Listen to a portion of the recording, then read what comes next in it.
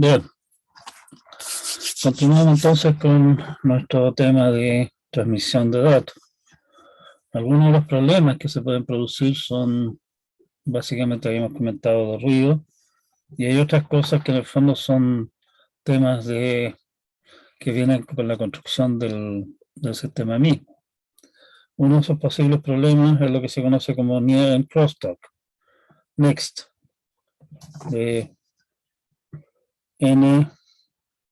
Bueno, espérense.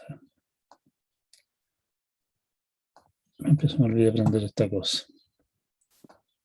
Tengo que sacarla en medio porque lo único que hace es molestar. Quiero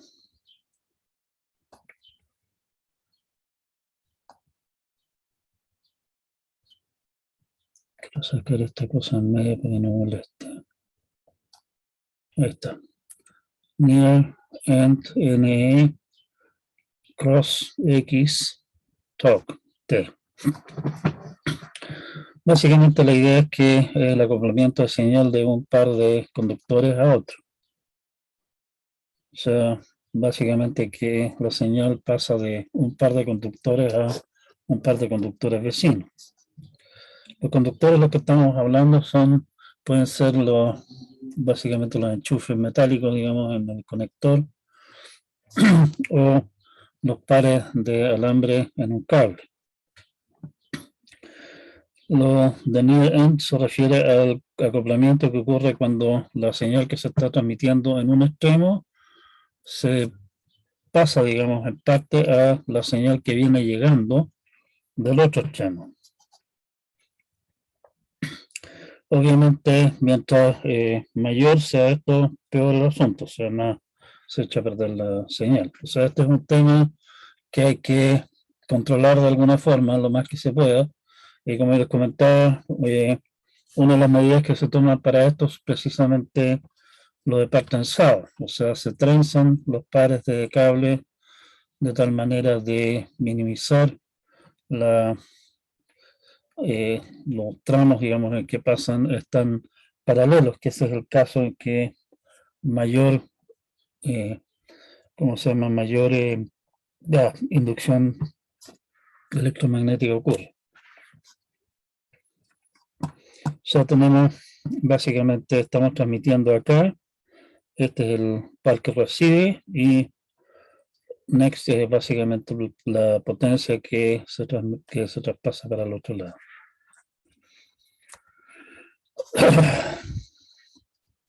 Y bueno, aquí hay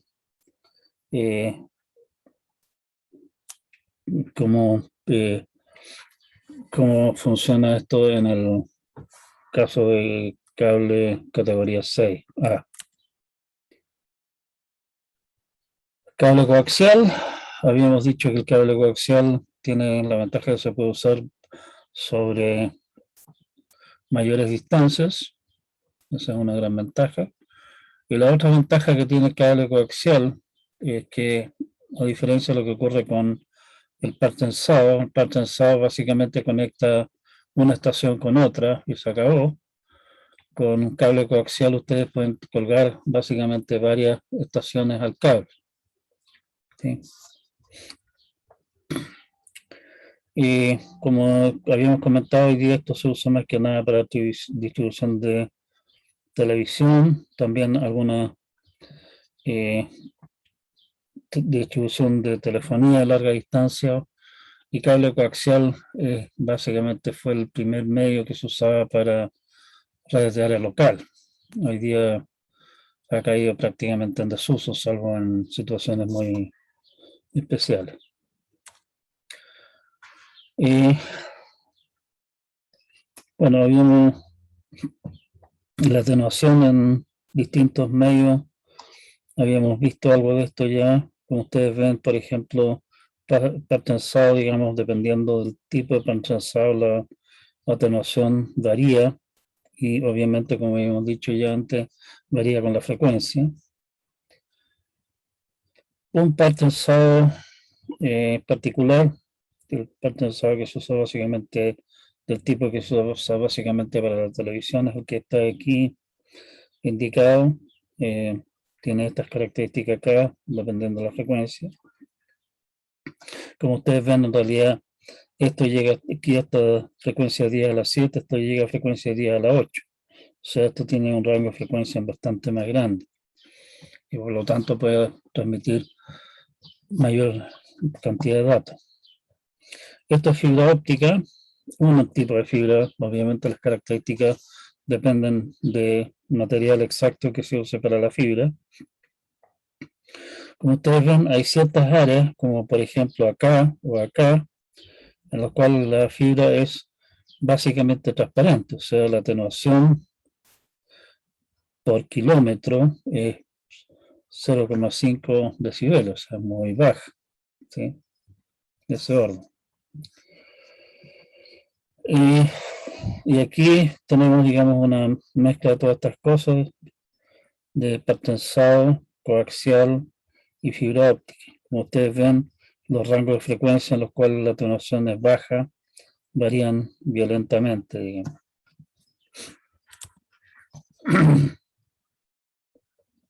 Fibra óptica, esto lo habíamos comentado.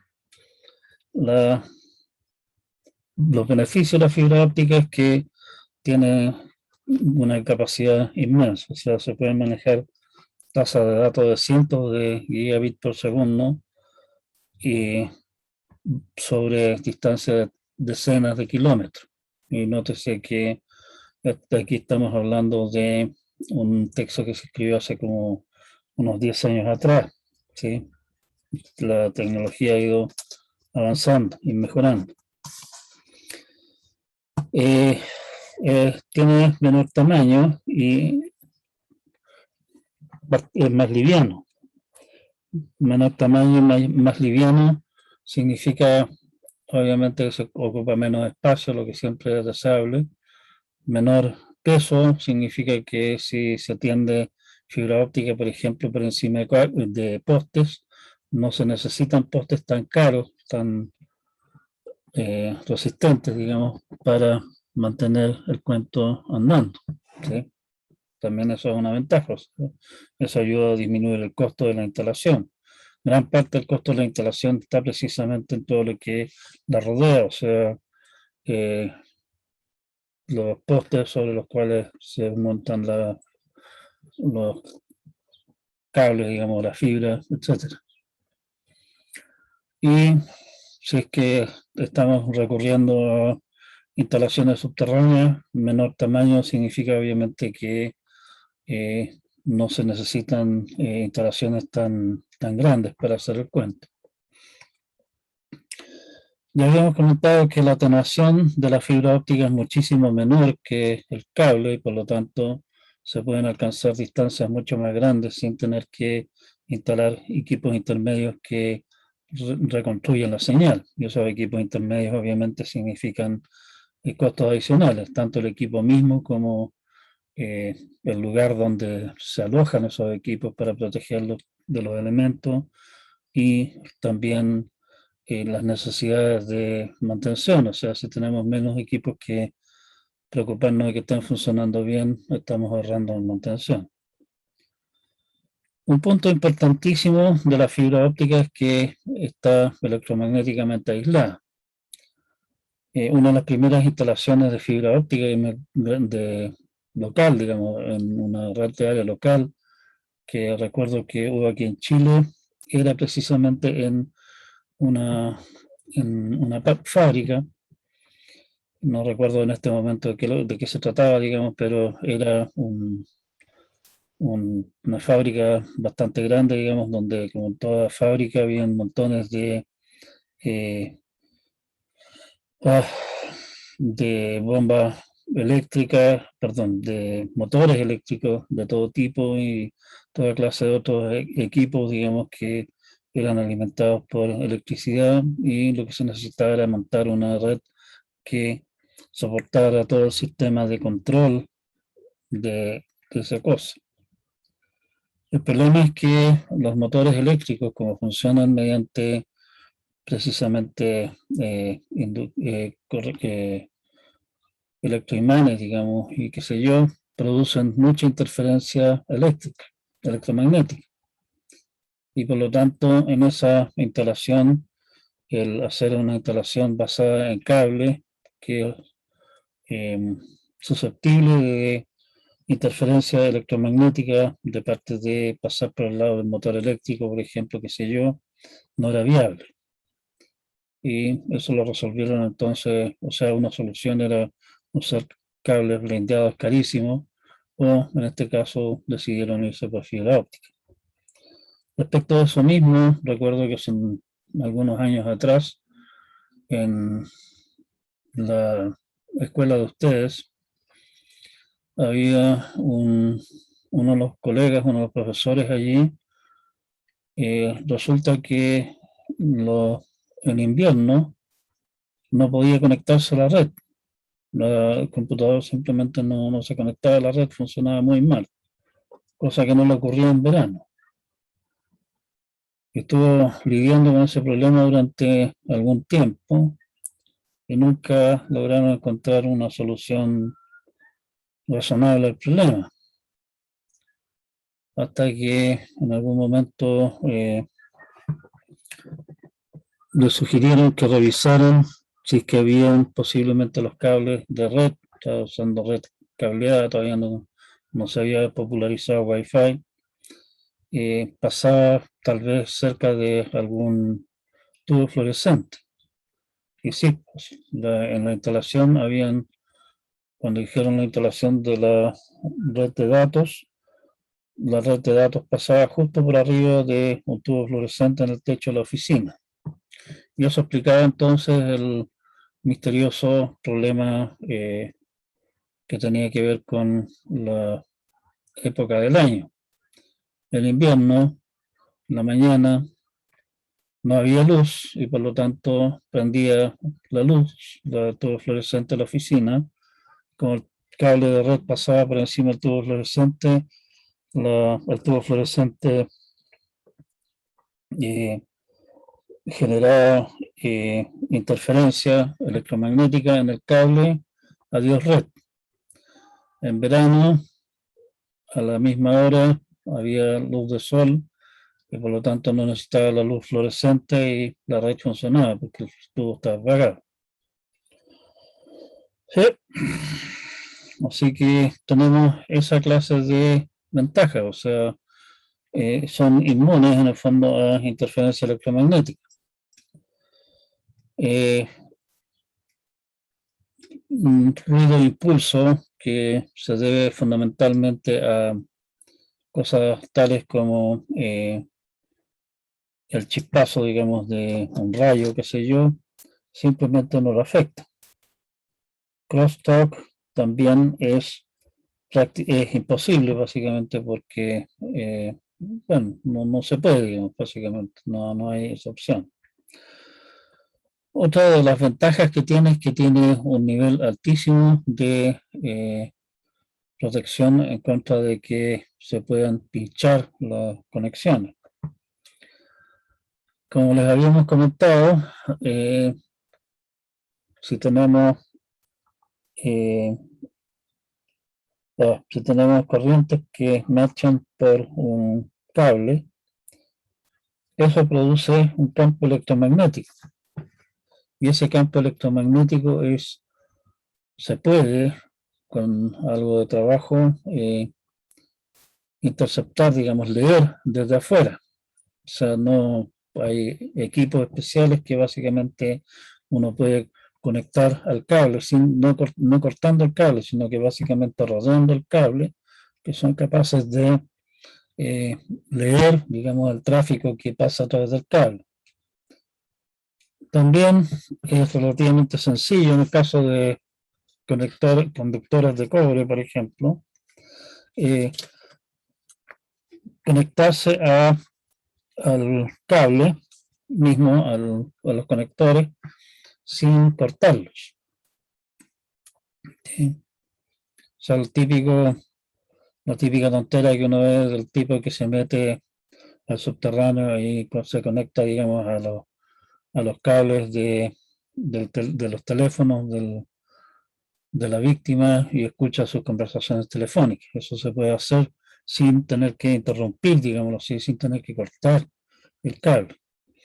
Por la manera en que funciona la fibra óptica, si ustedes quieren interceptar el tráfico que pasa a través de la fibra, la única opción es básicamente cortar la fibra y poner un equipo entre medio que lea el tráfico y eso. Y eso obviamente es bastante más difícil de hacer sin ser detectado que simplemente conectarse a algún conector o pelar un cable, digamos, y conectarse ahí. O sea, tenemos bastante mayor protección en contra de que se intercepte el tráfico que va a través de la fibra. Y bueno, como habíamos dicho ya antes, cuando dijimos, hablamos de atenuación, el que haya menor atenuación significa que podemos tener espacios mucho más grandes entre repetidores, lo que obviamente menos equipos que puedan causar errores, digamos, obviamente disminuye la tasa de errores, menos equipos significa menos costo en esos equipos, en principio obviamente los equipos mismos pueden ser bastante más caros, claro, menos costo de mantención, menos costo de tener que habilitar algún lugar donde instalarlos y qué sé yo. O sea, eso también es una ventaja.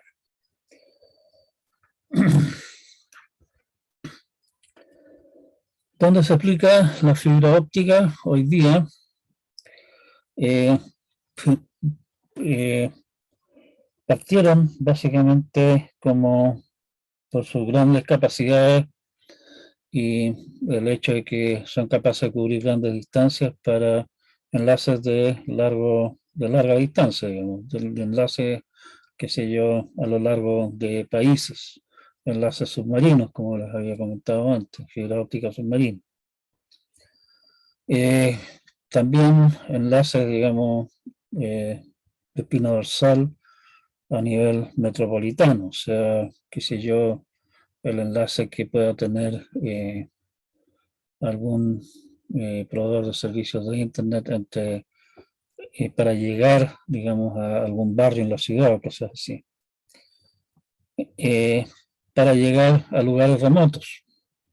O sea, si queremos llegar a algún lugar remoto, el hecho de que el costo, digamos, por kilómetro es razonable y los costos de mantención son más bajos, vale la pena instalar enlaces de fibra óptica ahí, aunque tal vez hoy día no se requiera toda la capacidad. Últimamente se estaba poniendo de moda acá en Chile llegar incluso a los suscriptores de ser proveedores de servicios de Internet mediante fibra. ¿Sí? Y también en partes de redes de área local. Una red de área local, digamos, la conexión que yo requiero para llegar a mi computador propiamente tal, probablemente me manejo razonablemente bien con un enlace de, que si yo no sé, pues una docena de megabits por segundo para la mayor parte de las aplicaciones está bien. Algunas no, digamos, pero la mayor parte de las aplicaciones estamos al otro lado con eso. ¿Sí? Pero, por ejemplo, en el Departamento de Informática de la Santa María, nos resulta razonable tener pensado para llegar a las oficinas. Hoy día, fundamentalmente, sí estamos llegando vía Wi-Fi a la mayor parte de los lugares, dado que los equipos se han hecho cada vez más móviles. Y la conexión entre en este momento son 4 pisos que conforman el departamento de informática. Tenemos una buena parte del edificio que mira hacia la Avenida España, hacia el lado de Valparaíso, de la universidad, digamos, arriba. Gran parte de eso es el departamento de informática. Del subterráneo hasta el tercer piso. Y por lo tanto allí, entre esas partes, digamos, donde está los servidores centrales y la conexión hacia afuera del departamento de informática está en el subterráneo. Todas esas piezas grandes, digamos, del departamento están conectadas con fibra óptica entre sí.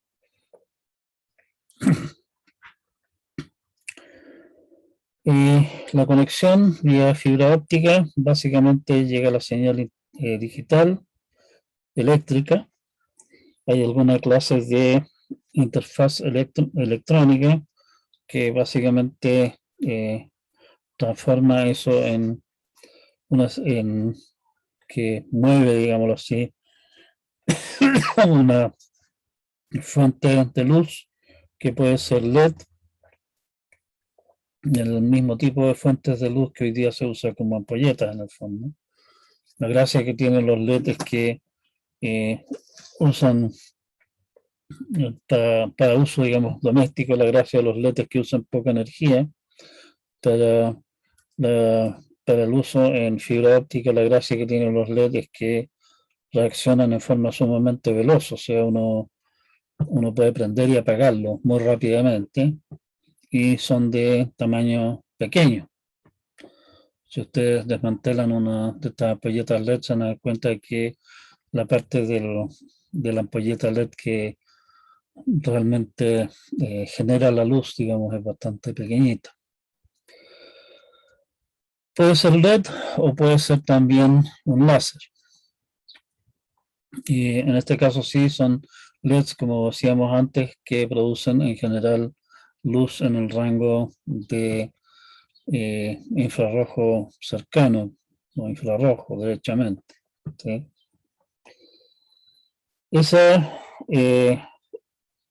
Esa luz, digamos, se inyecta en la fibra óptica, básicamente como va luz, no va luz. ¿Sí?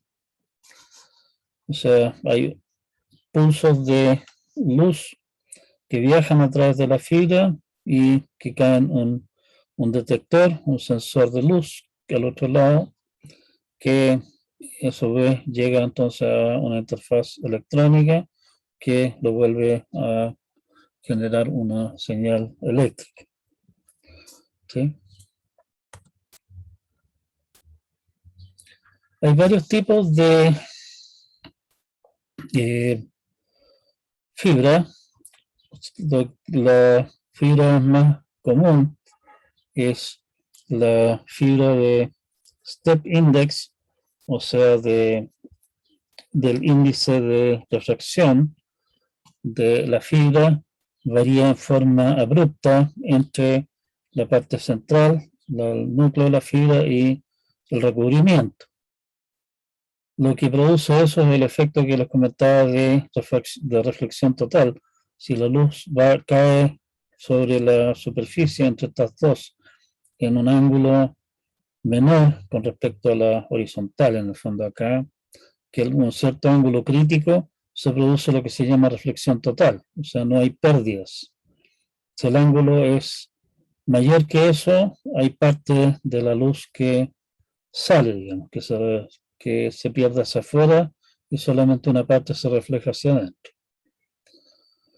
Es el funcionamiento básico de la fibra óptica, o sea, mientras el ángulo de incidencia sea suficientemente plano con respecto al borde, la luz se refleja y viaja solamente dentro de la fibra y no se pierde nada hacia afuera.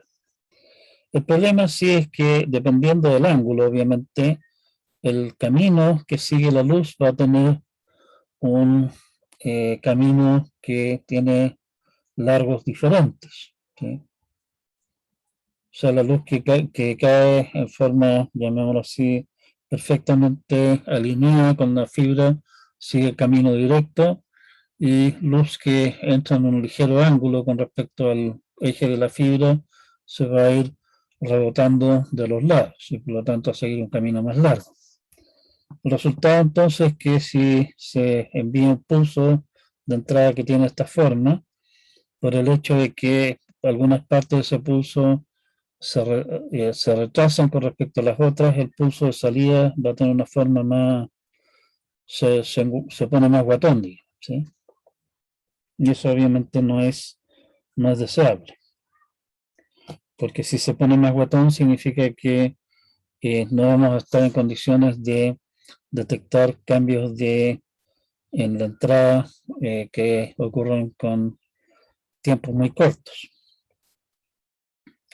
Otro tipo de fibra más elaborada es la fibra que se conoce como de índice graduado. O sea, aquí el índice de reflexión de la fibra cambia en forma continua con el radio de la fibra. El punto es que la rapidez a la que se mueve la luz, en el fondo, es lo que es lo que define el grado, el índice de refracción de la fibra. Y por suerte para nosotros, el tema es que si hacemos que la velocidad de la luz en el centro sea más baja que la velocidad de la luz en el borde, eso produce que la luz se tuerza. O sea, no sigue un camino recto, sino que sigue un camino curvo.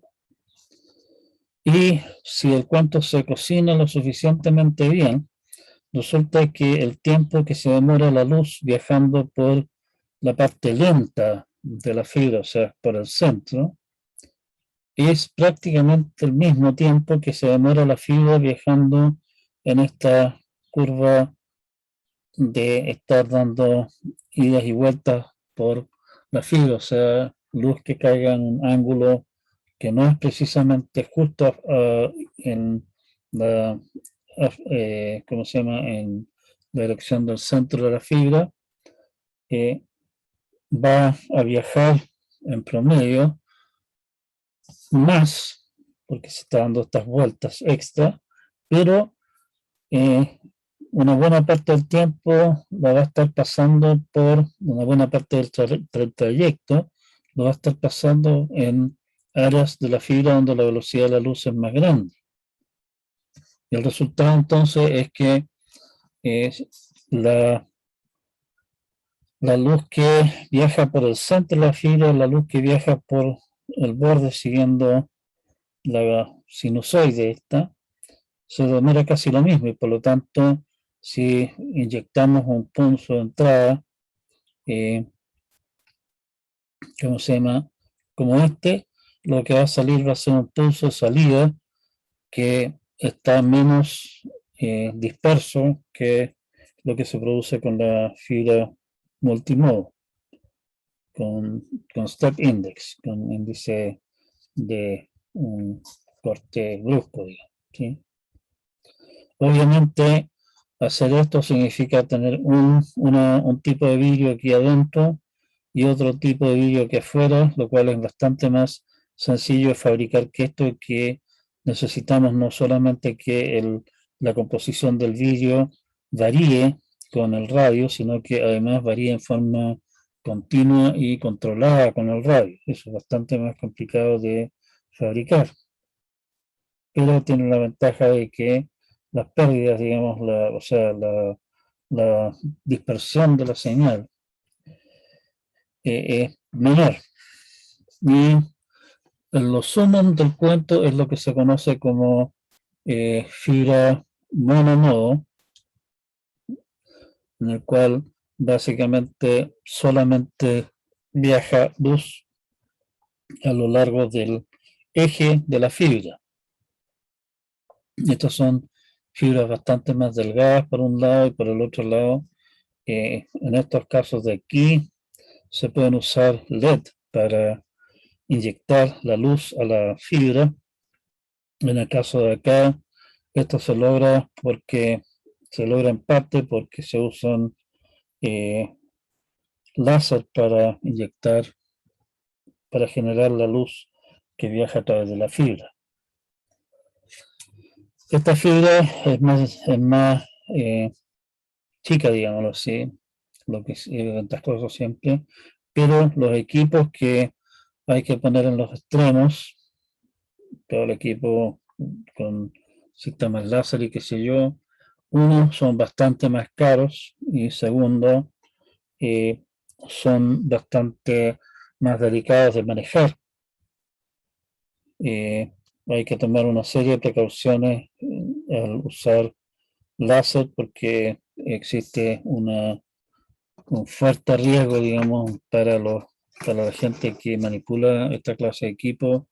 Estamos hablando de láser infrarrojo que no se ven, y de potencia relativamente grande, digamos, o sea, no gigantesca, pero bastante potencia, y esa clase de cosas pueden causar, por ejemplo, daño en la visión si es que no se tiene extremo cuidado al manipular esta clase de equipo, y esa clase de cosas obviamente requieren entonces personal y equipamiento especializado para manejarlas, no las puede manejar un técnico cualquiera, y eso también claramente encarece sustancialmente los costos.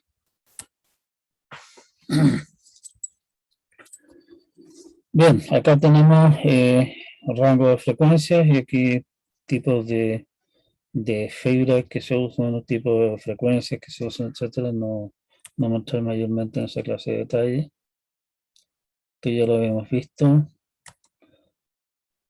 Eh, Transmisión inalámbrica.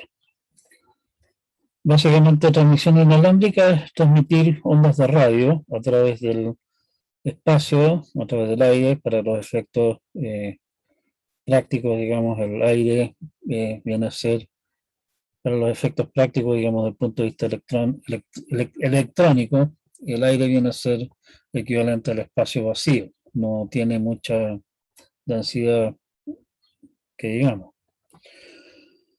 Y esto básicamente funciona a través de una antena, un conductor eléctrico, un sistema de conductores que se usa para radiar o recolectar energía electromagnética. O sea, básicamente aquí lo que ocurre es que tenemos en la antena que transmite, tenemos eh, una corriente eléctrica que varía en el tiempo y eso produce, como sabemos, produce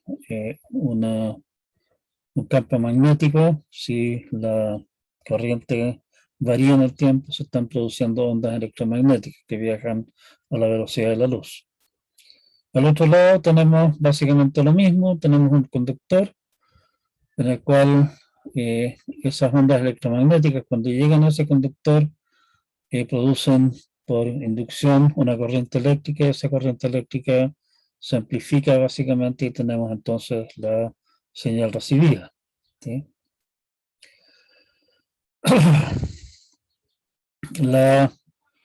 Eh, las ondas electromagnéticas que se producen con muy alta frecuencia, con frecuencias bastante altas en realidad, no muy altas, sino que con frecuencias bastante altas de corrientes que cambian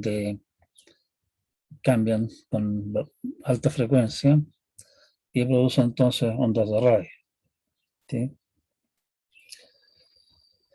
Y en comunicaciones de dos vías se puede usar la misma antena para enviar y para recibir. O se pueden tener básicamente antenas separadas que se usan en forma alterna. La antena como tal, en realidad, no es necesariamente alguna construcción más o menos elaborada, pero lo que ustedes comúnmente ven, por ejemplo, si pasan ahí por frente a frente a INACAP, en Portales, por una avenida Rastori, o miran las antenas, por ejemplo, de DirecTV, uno ve un plato, ¿cierto? Un plato parabólico. Bueno, la idea de eso, en realidad, la antena propiamente tal, es una parte chiquitita del cuento. En el caso de las antenas de DirecTV, ustedes ven que es un plato con una especie de palo, digamos, que sale de ahí. En la punta de esa cosa que sale de ahí es lo que es realmente la antena. Lo que sirve el plato simplemente para reflejar la señal electromagnética que se está produciendo en la antena, y esta cosa tiene forma parabólica de manera que el haz resultante sea paralelo, básicamente, ¿sí? Y de esa manera concentrar la, la señal. Un poco el mono que tenemos aquí arriba, o sea, la antena propiamente tal es esta cosa que está en la punta aquí, que tiene como estrella alrededor, y el plato sirve para básicamente reflejar la señal que se produce allí en la misma dirección. O sea, con esto estamos logrando que la mayor parte de la señal se concentre en la dirección a la cual está apuntando la antena. Y de esa manera se evita un tanto que la cosa se diluya por la simple razón geométrica que nos estamos alejando de la antena misma.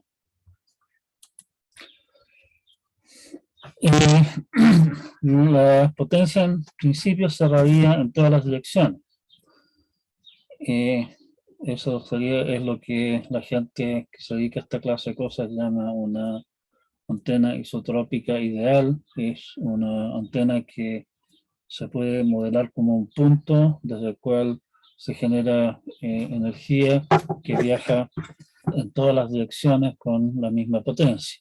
O sea, un poco la idea que uno tiene, por ejemplo, de una ampolleta que envía luz en todas las direcciones. En la práctica las cosas no son tan simples y se produce realmente ciertas áreas, digamos, ciertas direcciones respecto de la antena en las cuales la transmisión es más fuerte y más débil.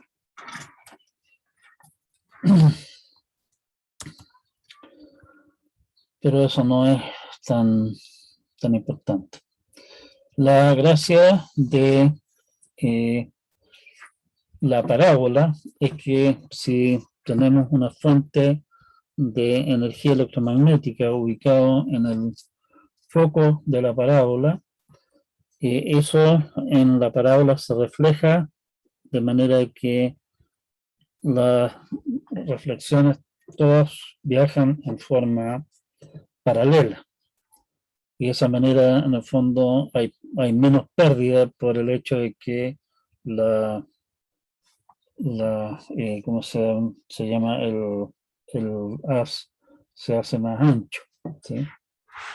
Por lo tanto, ustedes van a ver, si ustedes van y miden, digamos, las famosas antenas de DirecTV o miran la antena que hay ahí, la antena satelital que tiene ahí INACAP, se van a dar cuenta que son antenas parabólicas, no son lo que uno piensa que en realidad son un pedazo de una esfera, digamos, no, son parabólicas.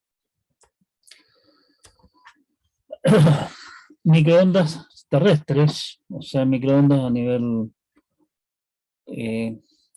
de la superficie de la Tierra. Ustedes en muchas partes se van a encontrar con que hay edificios altos, que hay antenas arriba. Esas antenas tienen una serie la antena es básicamente un palo y tiene una montonera de cosas, cajitas y cosas raras cargando, digamos. Esas son básicamente antenas de microondas.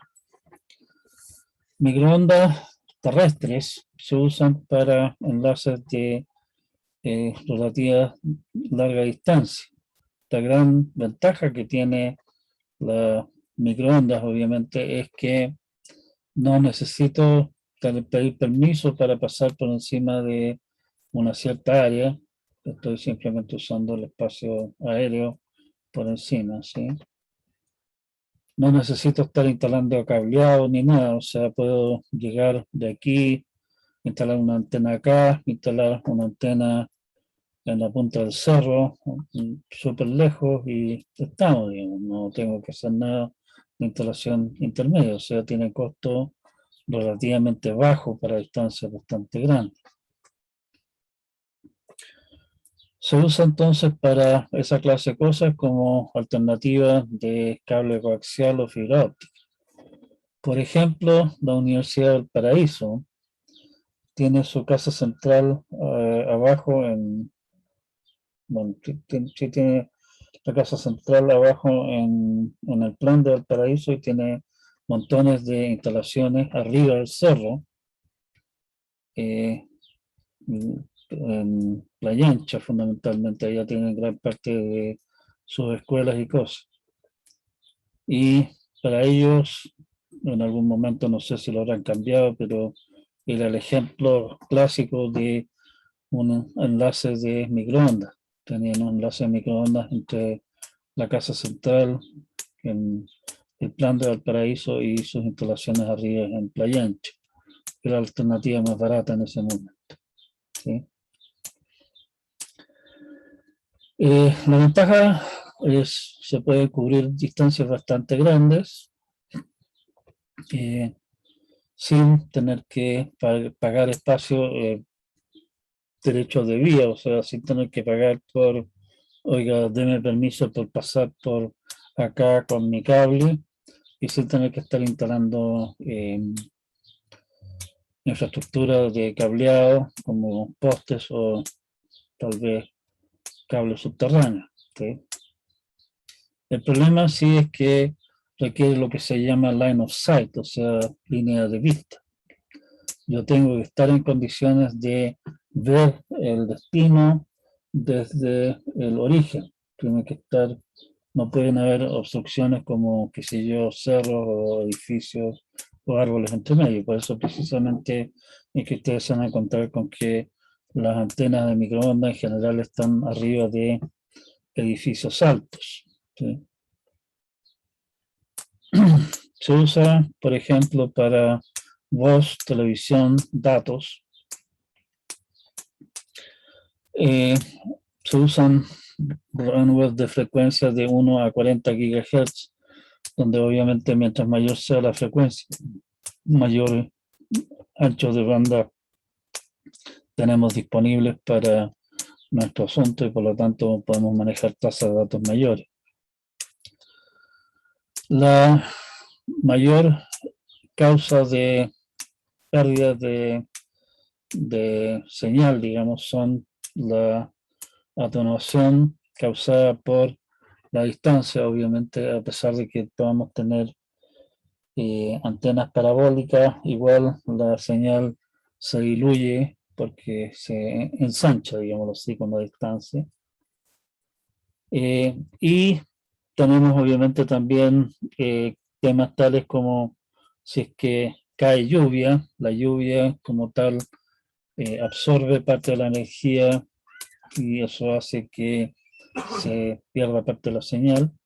Y como esto son señales electromagnéticas que viajan a través del espacio abierto, no hay nada que proteja la señal que nosotros estamos enviando de que pueda inmiscuirse señales generadas por otras fuentes. Por ejemplo, no sé, algún equipo que, qué sé yo, que esté generando microondas en la misma frecuencia, casualmente que de alguna manera está siendo recibido por el receptor. ¿Sí? Aquí estamos hablando de posibles tasas de datos, ancho de banda disponible y tasas de datos posibles, básicamente. Microondas satelital, bueno, eso ya lo habíamos comentado antes. La idea aquí es que un satélite de comunicaciones básicamente es una estación de relevo de microondas. Recibe una transmisión de microondas en una antena, en una frecuencia, y reconstruye la señal y la retransmite a través de otra antena por otra frecuencia distinta. ¿Sí?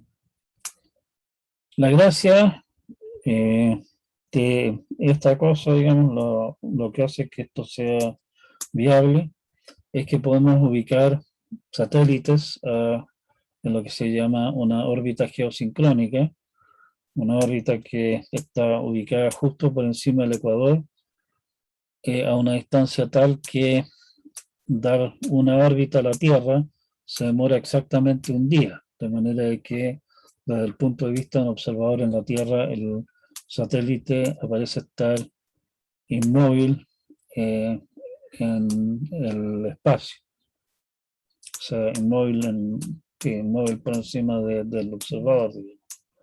y por lo tanto podemos tener antenas fijas para enviar y recibir. O sea, las antenas de DirecTV que ustedes ven que usan sistemas satelitales apuntan a algún satélite que es el que retransmite la señal de televisión en este caso. La estación satelital que tiene Duke instalada ahí apunta a algún satélite que usan para transmisión de datos. No sé realmente exactamente qué es lo que hacen, pero también es una antena fija, no tiene por qué estar siguiendo un satélite que se mueve en el cielo.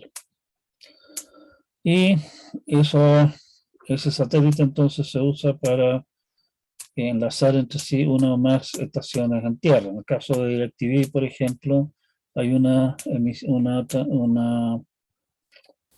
hay un transmisor que envía la señal al satélite, el satélite lo retransmite a todos los suscriptores que reciben esa señal. Eso.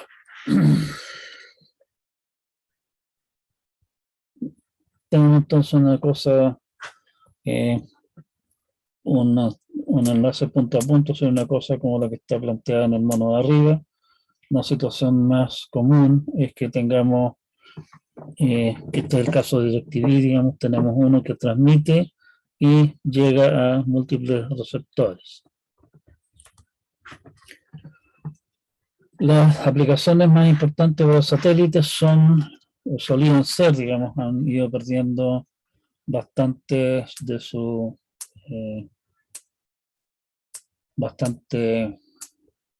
sea, siguen siendo muy importantes, pero han ido perdiendo terreno en fracción de mercado frente a fibra óptica. Son enlaces de datos y telefonía y también fundamentalmente lo que es televisión. ¿Sí? Uno de los problemas para enlaces de datos y de telefonía en los satélites es que la distancia a la que están los satélites en órbita geosincrónica es bastante grande y por lo tanto hay un retardo bastante apreciable para enlaces satelitales.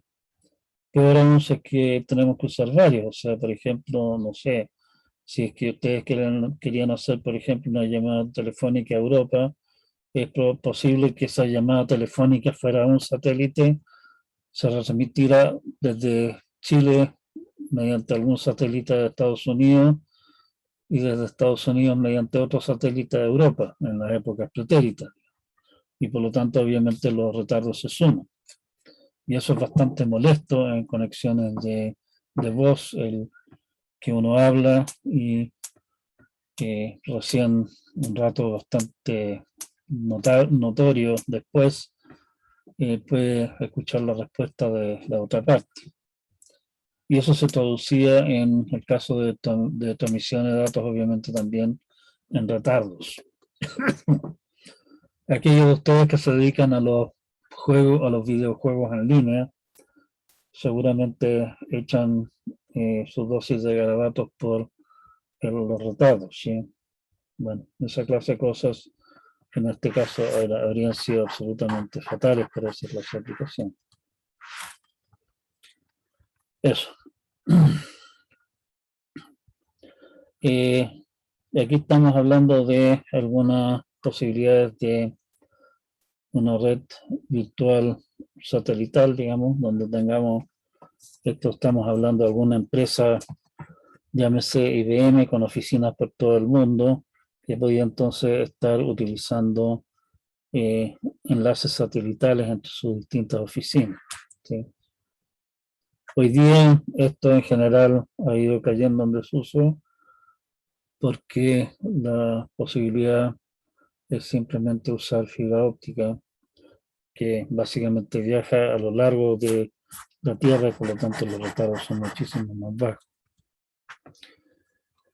Característica de transmisión, aquí no quiero entrar demasiado en estos detalles, digamos, esto es interesante para gente que se dedica más a la parte electrónica del cuento, así que nos interesa más que nada saber que estas cosas existen.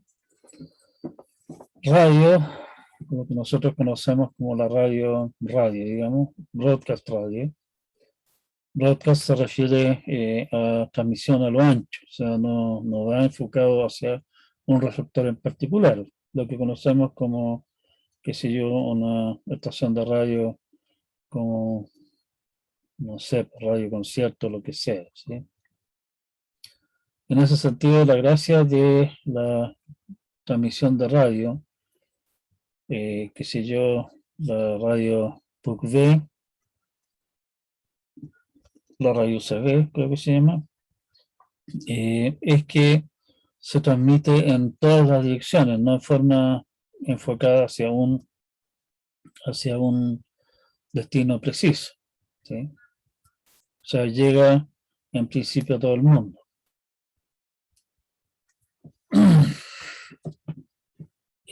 La radio tradicional, digámoslo así, son radios de FM, ultra alta frecuencia, muy alta frecuencia, de televisión abierta, esa clase de cosas, ¿sí? Se usa, claro que en ámbitos bastante restringidos, para enlace de datos. No tiene mucho sentido esa clase de cosas, pero algo se usa en ese sentido. La radio, en general, está restringida a línea de visión. Es por eso que ustedes se van a encontrar con que la antena, las instalaciones de la radio, el canal de televisión de la Católica están ubicados arriba del cerro, ¿sí? Porque de esa manera cubren un área mayor.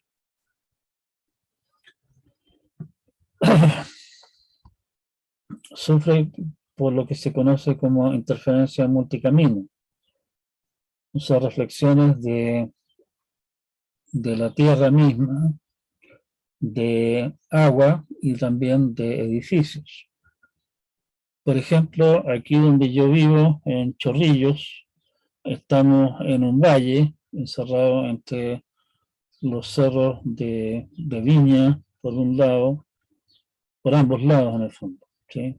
Y estamos básicamente en el valle por el cual pasa el estero.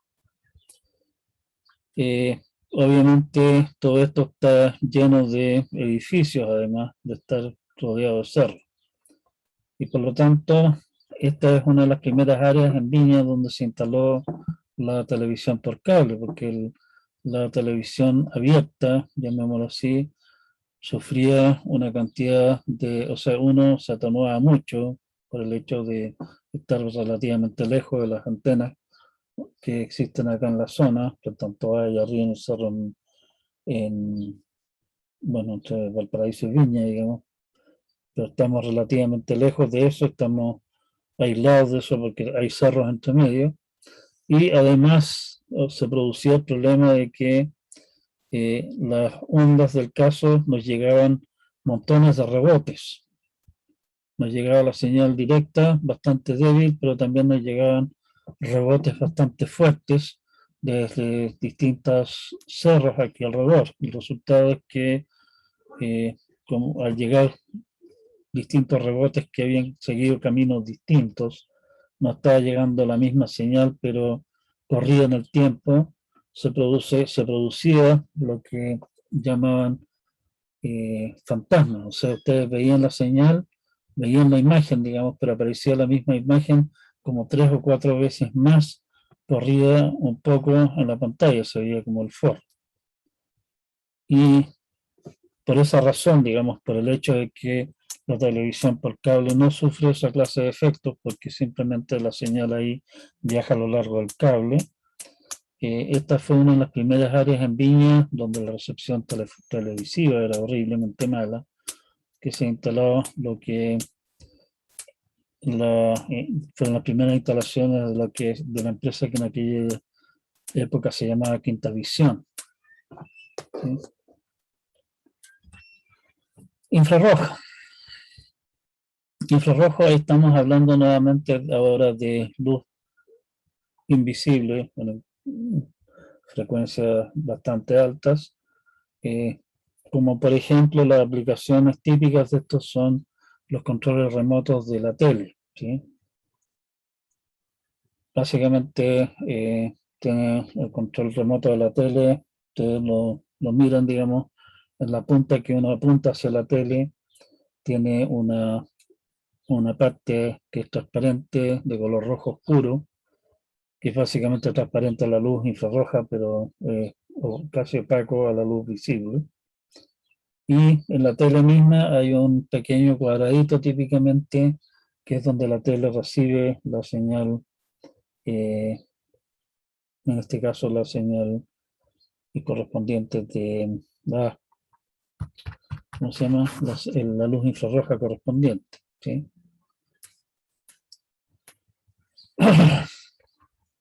Obviamente la luz infrarroja que se usa para esto es en el fondo luz y por lo tanto tiene que estar directamente visible el uno desde el otro, ya sea directamente o puede también reflejarse.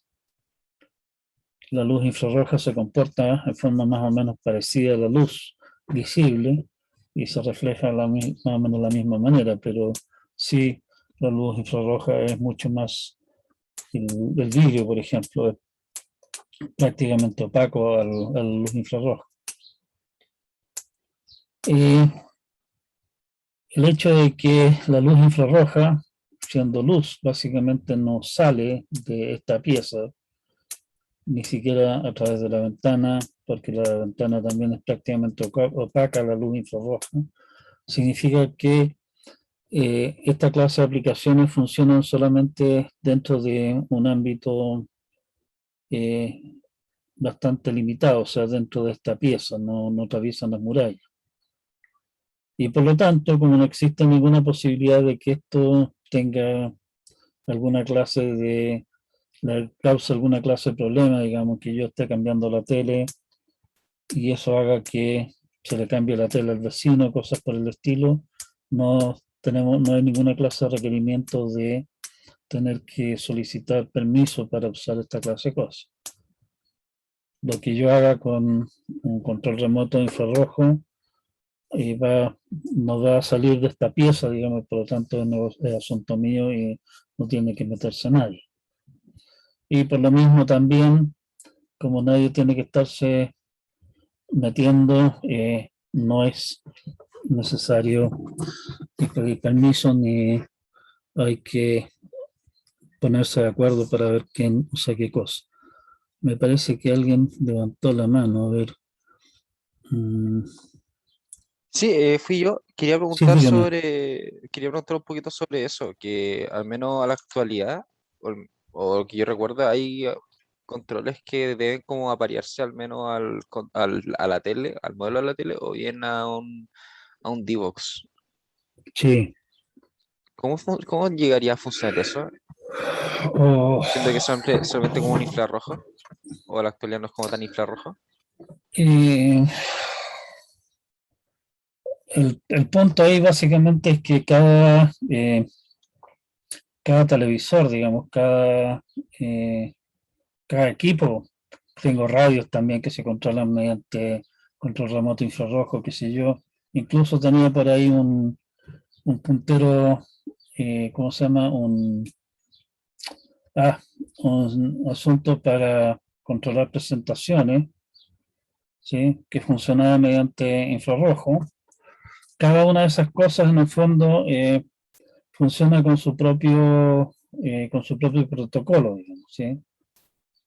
O sea, para decirle, por ejemplo, vaya al canal 5, tengo que enviarle una cierta secuencia de pulsos de luz eh, infrarroja, en este caso, al receptor. Si yo le envío una secuencia de pulsos que no corresponde, simplemente no va a pescarme, por así de simple, ¿sí? Entonces, lo que ocurre es que básicamente cada uno de estos equipos, por ejemplo, no sé, por las distintas eh, marcas y modelos de televisores, utilizan protocolos distintos. Y por eso entonces básicamente tú compras la tele y viene con ¿cómo se llama? El control remoto de la tele, que está, básicamente está hecho para hablar con esa tele, o sea, usa eso, le dice, mire, señor don televisor Panasonic, no sé cuánto, por favor, utilizando obviamente el lenguaje correspondiente a ese televisor, vaya al canal 5 o al canal 700, no sé cuánto, ¿sí? O suba el canal o baja el canal, lo que sea. Estos controles remotos que hay que parearlos, como dices tú, en el fondo lo que tú estás haciendo es decirle al control remoto, mire, usted compórtese como un control remoto del televisor Panasonic tal o cual, ¿sí? Y esa es básicamente la idea. Todos están usando, o sea, en el fondo, los, todos usan básicamente el mismo color de luz infrarroja, color entre comillas, porque obviamente no es visible. Y lo que varía es exactamente qué pulsos envían, digamos, para dar los comandos al televisor correspondiente. Algunos teléfonos inteligentes, aunque eso ha caído en desuso últimamente, tenían también la funcionalidad de incluir un transmisor infrarrojo, algunos modelos más viejitos ya. Entonces, para algunos de esos, por ejemplo, tú podías eh, poner ¿cómo se llama? Programar, usar el teléfono como control remoto del televisor, lo cual es entretenido cuando uno anda perdiendo el control remoto a cada rato, obviamente. ¿Sí? ¿Se entendió la respuesta, supongo? Sí, perfecto, gracias. Uh-huh. Yep. Eso con infrarrojo. O sea, tiene la gran ventaja de que tiene, o sea, tiene la gran ventaja y desventaja a la vez de que tiene alcance limitado. De esa manera, si que tenemos el mismo modelo de televisor, yo en mi pieza y lo tiene mi hijo en la pieza de él, digamos, y no le estoy cambiando la tele a él cuando yo cambie el canal en el televisor mío. Para esa clase de aplicaciones en la cual no interfiere con ningún vecino ni nada, son ideal, corto alcance, ¿sí?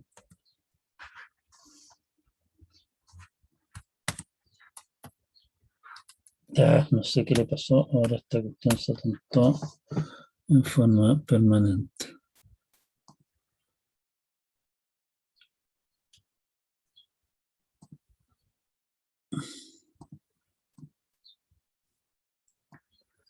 Aquí estamos hablando de rangos de frecuencia que van desde extremadamente baja frecuencia hasta luz visible, digamos, son rangos de frecuencia correspondientes, como ustedes ven, desde extremadamente baja frecuencia hasta luz visible, las frecuencias aumentan en forma espantosa, ¿sí?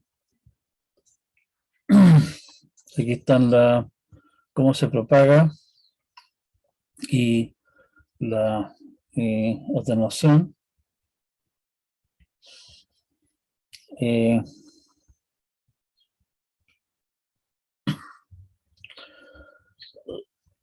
Una de las cosas interesantes es lo que aparece aquí como ground wave, GW.